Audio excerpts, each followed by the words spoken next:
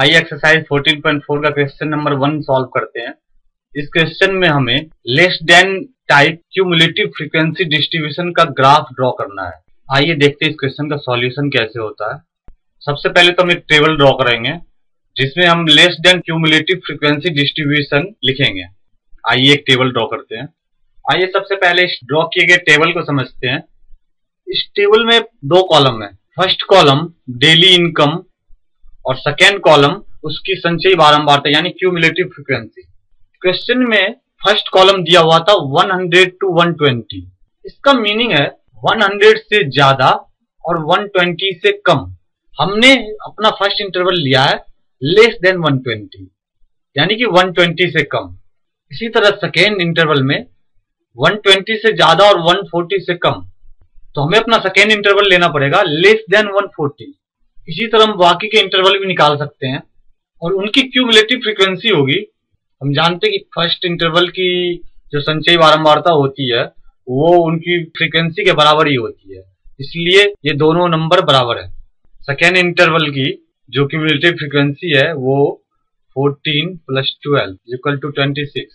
तीसरे इंटरवल की 26 + 8 = 34। चौथे इंटरवल की क्यूमुलेटिव फ्रीक्वेंसी निकालने के लिए 12 + 14 + 8 + 6 = 40।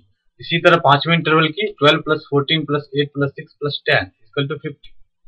अब हमें लेस देन ऑगिव ग्राफ के लिए कुछ पॉइंट्स ड्रॉ करने पड़ेंगे। पहले तो हम उस पॉइंट्स को चूज कर लेते हैं। हमारे पॉइंट्स होंगे 120, 12, 140, 26, 160, 34, 180, 40, 200, 50। आइए अब एक ग्राफ पे इन सारे पॉइंट को प्लॉट करके इनको ज्वाइन करते हैं। आइए इस फिगर को समझते हैं। इस फिगर में हमने दो एक्सिस ड्रॉ किए हैं, एक हॉरिजॉन्टल एक्सिस जिसे एक्स एक्सिस कहते हैं, एक वर्टिकल जिसे वाई कहते हैं। हॉरिजॉन्टल एक्सिस को हमने डेली इनकम लिया है और वर्टिकल एक्सिस को हमने क्यूमुलेटिव फ्रीक्वेंसी ली है यानी संचयी बारंबारता। अब हमें जो फर्स्ट पॉइंट ड्रॉ करना है 120 और 12। हम देख सकते हैं यहाँ 120 है और यहाँ 10 है। 10 से जस्ट ऊपर ये पॉइंट 120 और 12 का हो गया। अब दूसरा पॉइंट हमें ड्रॉ करना है 140, 26। 26 20 से ऊपर, 25 से भी ऊपर, जस्ट ऊपर 26 और 140 यानी दूसरा पॉइंट यहाँ आएगा। अब हमें तीसरा पॉइंट 160 और 34 ड्रॉ करना है। 34 से ऊपर और 35 के जस्ट नीचे और 160 के पास।